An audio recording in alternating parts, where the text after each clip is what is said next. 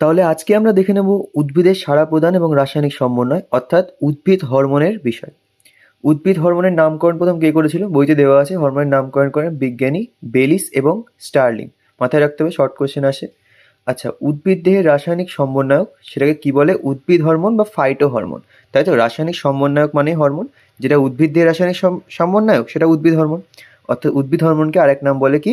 Phyto hormone. ঠিক আছে। আচ্ছা, তারপরে উদ্ভিদ হরমোনের সংজ্ঞা কি দিয়েছে দেখো। যে জৈব রাসায়নিক পদার্থ বিশেষ কোনো কোষ সমষ্টি বা অন্তঃক্ষরা গ্রন্থি কোষ থেকে নিঃসৃত হয়ে দেহতরলের মাধ্যমে বা ব্যাপন ক্রিয়ায় উৎপত্তি স্থল থেকে দূরে বাহিত হয়ে কোষের বিভিন্ন বিপাকীয় ক্রিয়া নিয়ন্ত্রণ করে এবং ক্রিয়ার পর ধ্বংসপ্রাপ্ত হয় তাকে হরমোন বলে। আমরা জানি হরমোনের সংজ্ঞা। হরমোন প্রথম কথা কি হয়? অন্তঃক্ষরা গ্রন্থি কোষ থেকে নির্গত হয়, তাই তো। বহিঃক্ষরা কোষে তো নালী থাকে, সেখান থেকে তো হরমোন না, সেটা অন্য জিনিস রিলিজ হয়। হরমোন যদি রিলিজ হয় তাহলে সেটা অন্তঃক্ষরা গ্রন্থি কোষ থেকে রিলিজ হয়। অর্থাৎ এদের কোনো নালিকা থাকে না, সোজা রক্তের ভিতরে, মানে যদি মানুষের ক্ষেত্রে বলি তো রক্তের ভিতরে যায় এবং দেহতরলের মাধ্যমে এবং যদি উদ্ভিদের কথা বলি তাহলে উদ্ভিদের দেহতরল তো রক্ত না, ওদের দেহতরল আলাদা। তাহলে ওদের দেহতরলের মাধ্যমে ব্যাপন ক্রিয়ায় এক জায়গা থেকে আরেক জায়গায় যায় এবং কোষের বিভিন্ন বিপাকীয় ক্রিয়াকে কি করে? নিয়ন্ত্রণ করে। ঠিক কথা। এবং ক্রিয়ার পর ধ্বংসপ্রাপ্ত হয়, তাকে হরমোন বলে। এই যে চারটে পয়েন্ট, এই চারটে পয়েন্ট সংজ্ঞার মধ্যে থাকতে হবে। ঠিক আছে। অন্তঃক্ষরা থেকে নির্গত হয়, দেহতরলের মাধ্যমে বাহিত হয়, বিপাকীয় ক্রিয়া নিয়ন্ত্রণ করে, আর ক্রিয়ার পর ধ্বংসপ্রাপ্ত হয়। ব্যাস, মিটে গেল। আচ্ছা, এবার বৈশিষ্ট্যের মধ্যে কি কি আছে হরমোনের বৈশিষ্ট্য দেখো। উদ্ভিদ হরমোনের বৈশিষ্ট্য উদ্ভিদের বলছি, উদ্ভিদের রেসপেক্টে যদি বলি, প্রধানত কাণ্ড বা মূলের অগ্রস্থ ভাজক কলা থেকে উৎপন্ন হয়। ঠিক কথা। উদ্ভিদ হরমোন ব্যাপন প্রক্রিয়ায় জাইলেম এবং ফ্লোয়েম কলার মাধ্যমে বাহিত হয়, অর্থাৎ দেহ তরলের মাধ্যমে বাহিত হবে। ওদের তো আর রক্ত নেই, তাই জাইলেম ফ্লোয়েম কলার মাধ্যমে বাহিত হচ্ছে, সেটাই দেহ তরল। উদ্ভিদের বিপাক ক্রিয়া, কোষ বিভাজন, বৃদ্ধি, ফল ফুল উৎপত্তিতে অনেক সাহায্য করে এবং পরিণতিতে সহায়তা করে। আরেকটা কি? হরমোন ক্রিয়ার পর ধ্বংসপ্রাপ্ত হয়। অবশ্যই সংজ্ঞাতে এই পয়েন্টটা দেখে নিয়েছিলাম। তো এই চারটে পয়েন্টের বেসিসে আমরা দেখে নেব এদের বৈশিষ্ট্য। এবার আসছি উদ্ভিদ হরমোনের প্রকারভেদ কী কী হয়। এক হচ্ছে উদ্দীপক হরমোন, আর এক হচ্ছে প্রতিহতকারী। উদ্দীপক হরমোন মানে কি? যারা বৃদ্ধি বা কোষ বিভাজন এগুলোতে সহায়তা করবে। ঠিক কথা। আর প্রতিহত করে মানে বাধা দেবে, কোষ বিভাজন হোক, বৃদ্ধি হোক, বাধা দেবে। ও চায় না, এ চাচ্ছে বৃদ্ধি হোক, এ চাচ্ছে গাছকে বাড়াতে, এ চাচ্ছে গাছের যেন বৃদ্ধি না হয়, এরকম একটা বিষয়। আচ্ছা, উদ্দীপক হরমোনের মধ্যে 3 রকম পড়বে। একটা হচ্ছে অক্সিন, একটা হচ্ছে কি বলো জিব্বারেলিন, আর একটা হবে সাইটোকাইনিন। 3টে পড়বে। ঠিক আছে।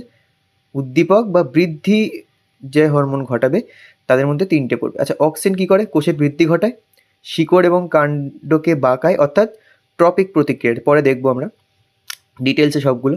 আর শীর্ষ প্রভাব বৃদ্ধি করে, অর্থাৎ অ্যাপিকাল ডমিনেন্স, এটাও একটা ইম্পর্টেন্ট ফেনোমেনা, সেটাও দেখবো নেক্সট স্লাইডে। আচ্ছা, জিব্বারেলিনের মধ্যে কী কী আসে? কাণ্ডকে লম্বা করে, অঙ্কুরোদ্গমে সাহায্য করে, ফলন ভালো করে। সাইটোকাইনের মধ্যে সবগুলো ডিটেলসে দেখবো একটু পরে।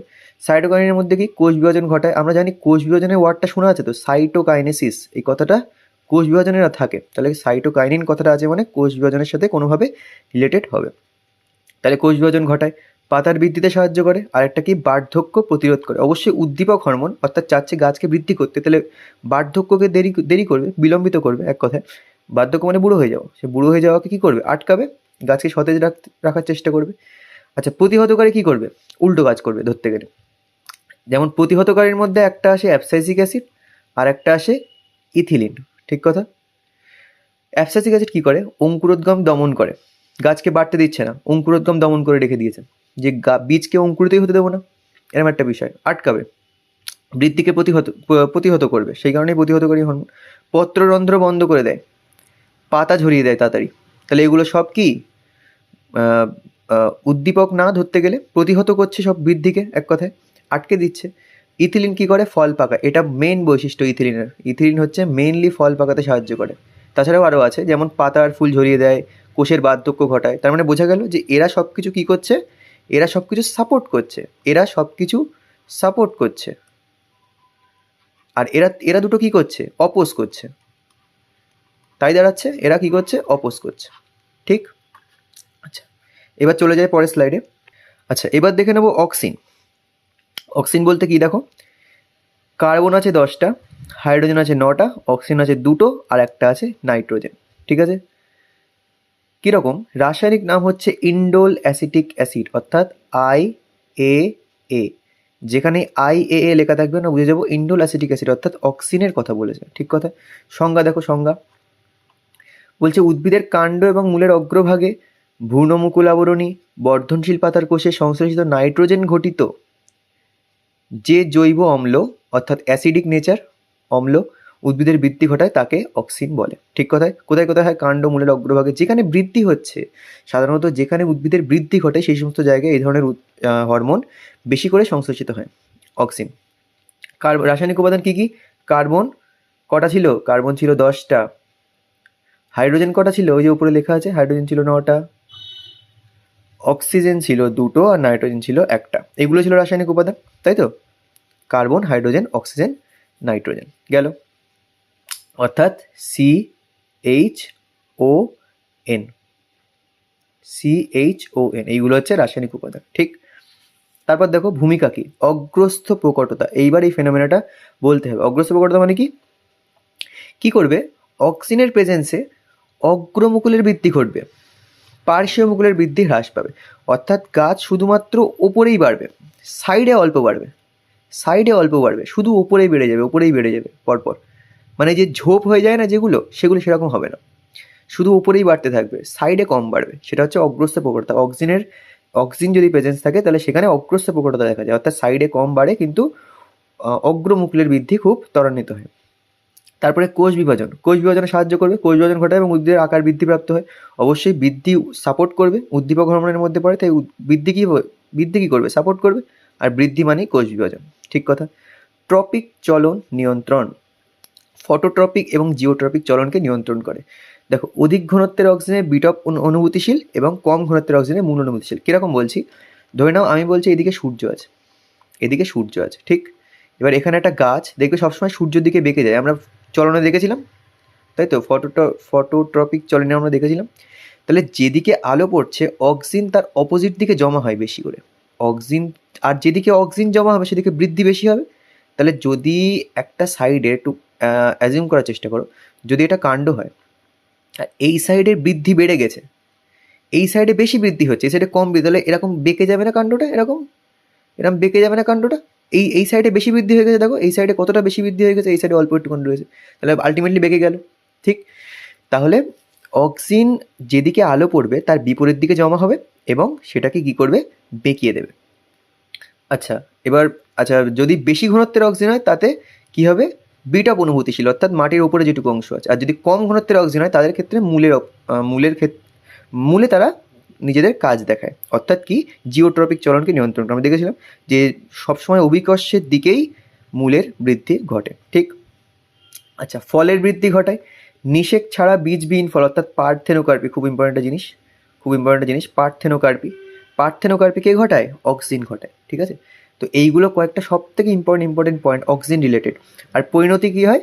দেখো, ইন্ডোল অ্যাসিটিক অ্যাসিড অক্সিডেজ এর ক্রিয়ায় বিনষ্ট হয়।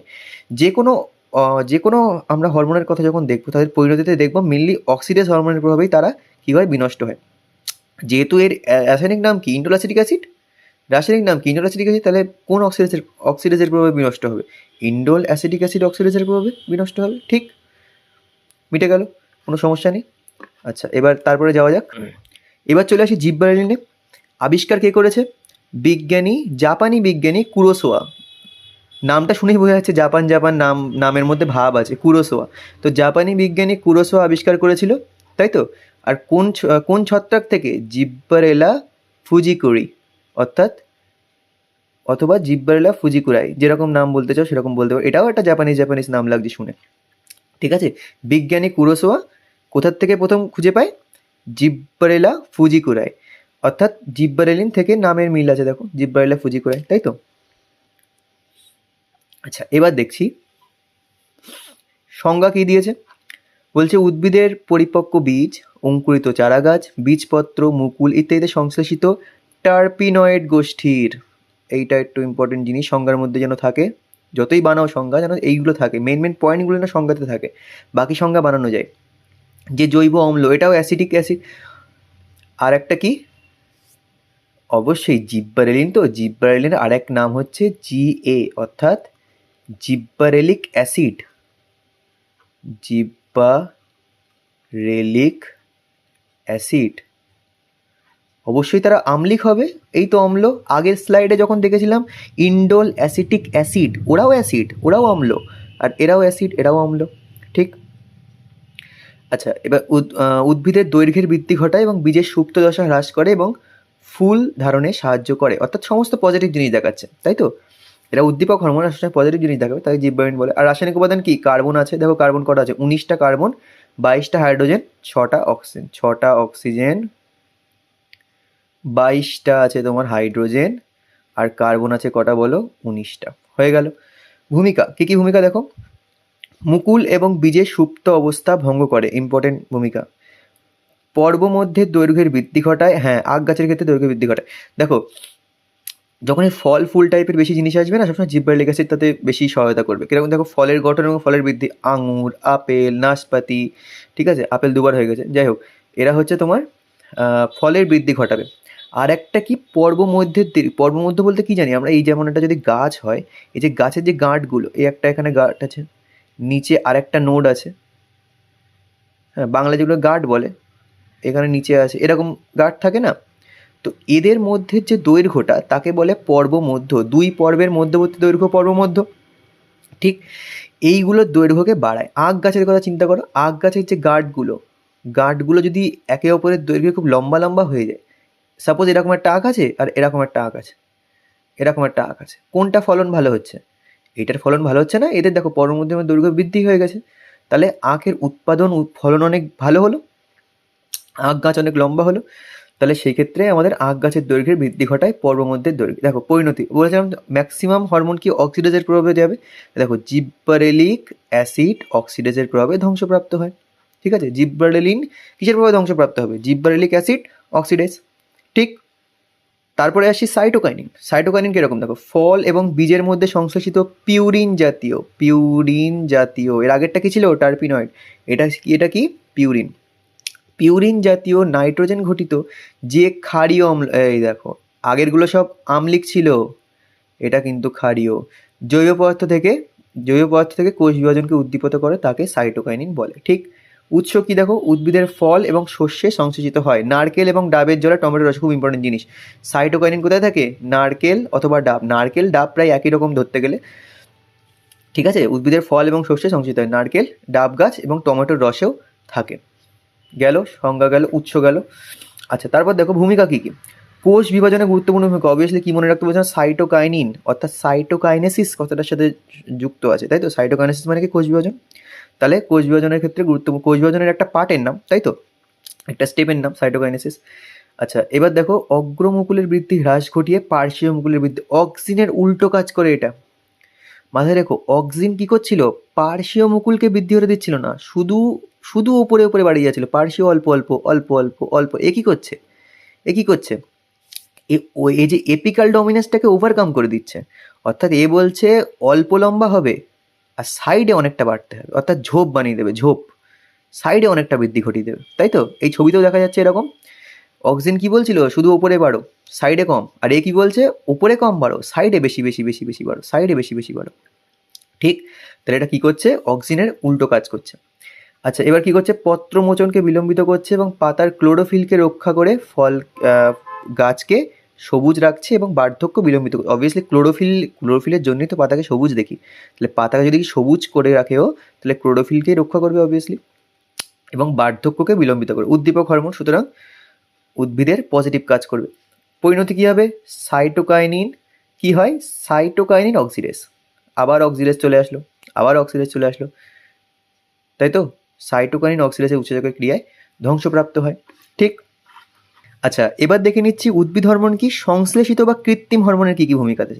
তাহলে যে সমস্ত হরমোন ল্যাবরেটরিতে সংশ্লেষ করা হয়, ঠিক কথা, এই জন্যই তার নাম সংশ্লেষিত হরমোন, ল্যাবরেটরিতে সংশ্লেষ করা হচ্ছে। ঠিক। অথচ প্রাকৃতিক হরমোনের মতোই কার্যকরী, কিন্তু আমরা বানাচ্ছি কোথায়? ল্যাবে। তাদেরকে সংশ্লেষিত হরমোন বা সিনথেটিক হরমোন বলে। ঠিক। উদাহরণ দেখো, কৃত্রিম অক্সিন, কৃত্রিম জিব্বারেলিন, এগুলো আমরা কি করছি, ল্যাবরেটরিতে বানাচ্ছি, কিন্তু তারা অ্যাকচুয়াল অক্সিজেন বা অ্যাকচুয়াল জিব্রারেলের মতনই কিন্তু কার্যকরী। দেখো অপর নাম কি, পিজিআর। অপর নাম কি, পিজিআর, প্ল্যান্ট গ্রোথ রেগুলেটর, অর্থাৎ প্ল্যান্ট কতটা গ্রোথ হবে না গ্রোথ হবে আমরা সেটাকে যাতে রেগুলেট করতে পারি, সেই জন্যে প্ল্যান্ট গ্রোথ রেগুলেটর। ভূমিকা কি দেখো, গোলাপ, আম প্রভৃতি উদ্ভিদের শাখা কলম তৈরিতে গুরুত্বপূর্ণ অক্সিন ভূমিকা পালন করে। কি করে, গোলাপ গাছের শাখা কেটে নেওয়া হয়, তারপরে কি হয় সেটাকে অক্সিজেনের মধ্যে ডুবিয়ে রাখা হয়, অক্সিজেন এবং আরও কিছু কিছু হরমোন মিশিয়ে তাতে ডুবিয়ে রাখা হয়। ডুবিয়ে রাখার পরে কি হয় দেখো, অক্সিজেনের প্রভাবে, এই দেখো ছবি দেখো, অক্সিজেনের প্রভাবে সজীব কাণ্ড থেকে মূলের সৃষ্টি। এবার কিছুদিন পরে মূলের সৃষ্টি হয়ে যাবে, আস্তে আস্তে মূল জন্মানো শুরু করবে। যেই মূল জন্মানো শুরু করবে তখন সেটাকে অক্সিজেন সলিউশন থেকে বার করে মাটিতে পুঁতে পরিচর্যার মাধ্যমে আবার নতুন গাছ তৈরি করা যাবে। তাহলে একটা শাখার থেকে মূল উৎপাদন করে আমরা নতুন গাছ তৈরি করে দিলাম, এটা হচ্ছে শাখা কলম। তার জন্য কে সাহায্য করে, সিনথেটিক হরমোন। এই দেখো এখানে অক্সিজেন লেখা আছে, সুতরাং সিনথেটিক অক্সিজেন, তাই তো, কৃত্রিম অক্সিজেন। অপরিণত মুকুল, কচি ফল ইত্যাদির মোচন রোধ করতে কৃত্রিম অক্সিজেন অর্থাৎ 2,4-D স্প্রে করা হয়।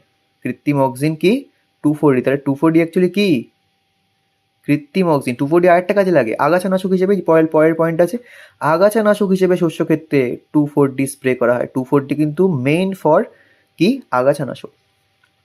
নিষেক ছাড়া পেঁপে, কলা, টমেটো ইত্যাদিতে বীজবিহীন ফল, কি নাম, পার্থেনোকার্পি, বীজবিহীন ফল সৃষ্টি করে। অক্সিজেনও করছিল পার্থেনোকার্পি, আর এখানে কৃত্রিম অক্সিজেনও করছে পার্থেনোকার্পি। অক্সিজেন তো না, কৃত্রিম করি আর যাই করি, IAA IB ব্যবহার করে একে পার্থেনোকার্পি বলা হয়। সংজ্ঞাটা দেওয়া আছে।